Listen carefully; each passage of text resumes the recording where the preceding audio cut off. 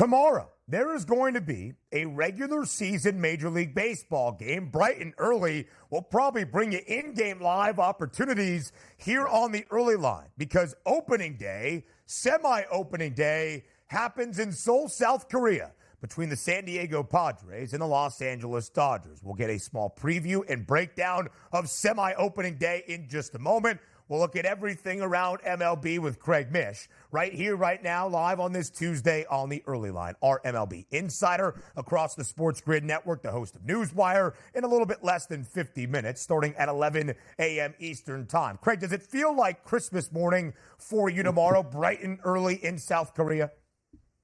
It'd be Hanukkah for me, Ben, to keep it real. But regardless of that, no. I mean, look, opening day is going to be the 28th of March for me because naturally I'll be there at opening day when the Pirates take on the Marlins, and also be watching all the games that day. So look, I understand, having this overseas, and look, they're trying to grow the game. I totally get it. They're going to play overseas also in the future.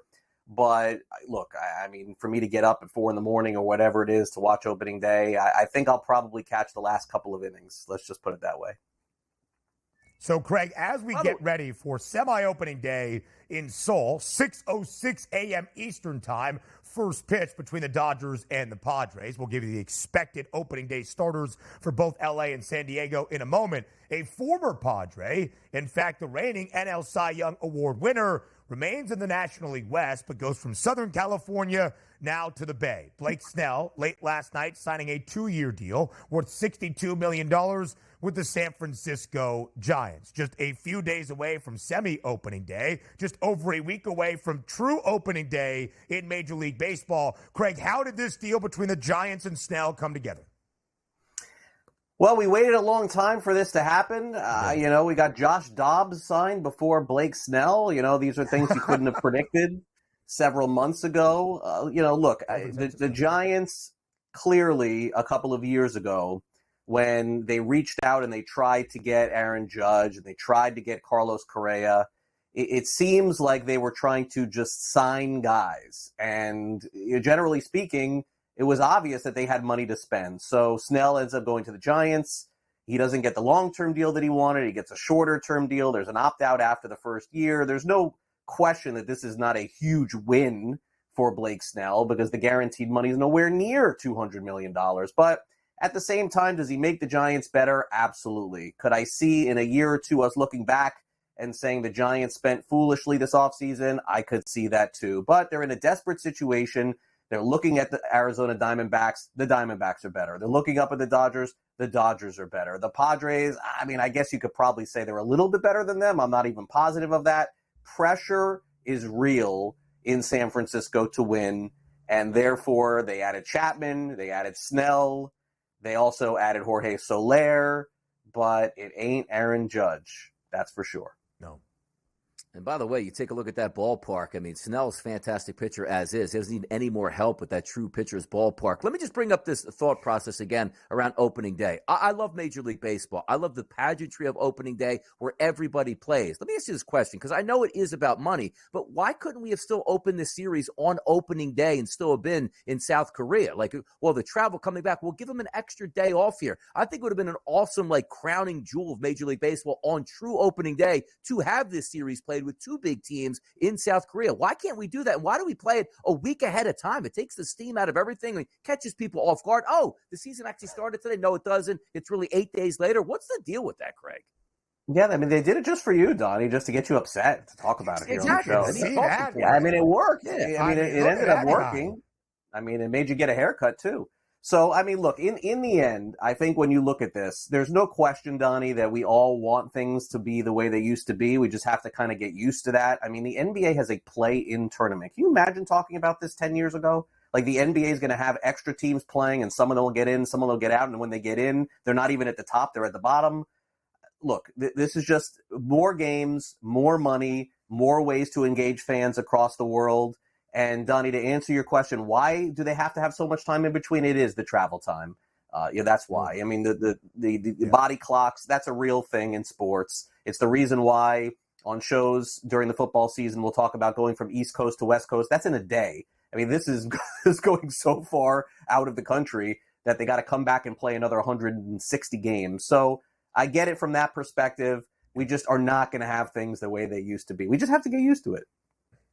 The Seoul series, a 2-game set in Seoul, South Korea, Wednesday and Thursday morning here stateside. Then the Dodgers and Padres will have more spring training games before actual opening day in just 9 days.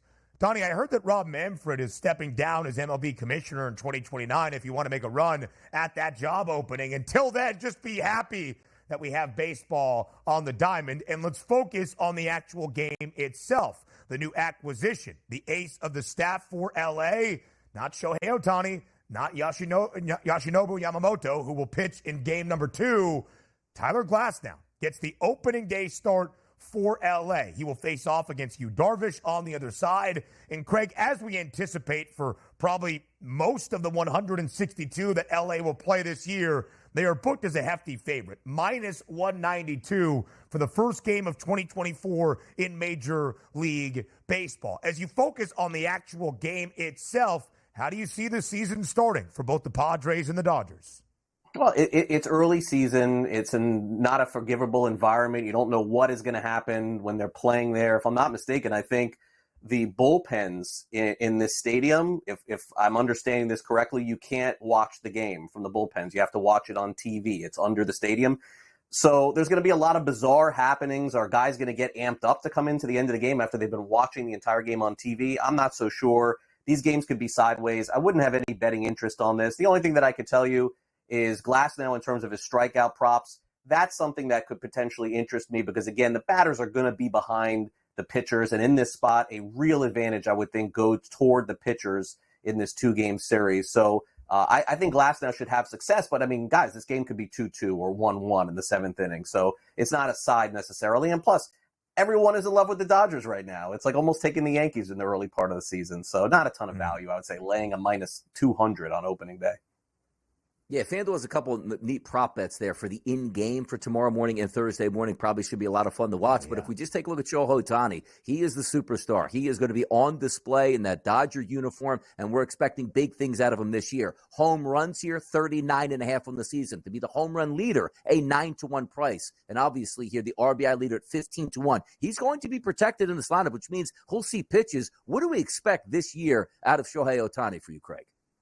Yeah, I mean, he's delivered over the last few years every single time he's been asked to, including, let's not forget, this time last year. I believe it was almost 1 year ago that he participated and I believe struck out Mike Trout, if I'm not mistaken, to win the World Baseball Classic. So, I mean, this guy delivers on every stage possible. If he is healthy, he will fly over that number of 39.5.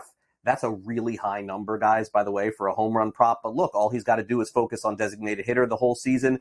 The thing is, in terms of like the home run champion, we've been watching baseball a long time. Like, who's to say Pete Alonso doesn't hit 50, or maybe Vladimir Guerrero Jr. this year ends up hitting 50 home runs again, like he did a couple years ago. So that's not something I'd be particularly interested in. But over his 39.5 does seem reasonable, and there's not a lot of health risk, I would say, with him playing designated hitter most of the year.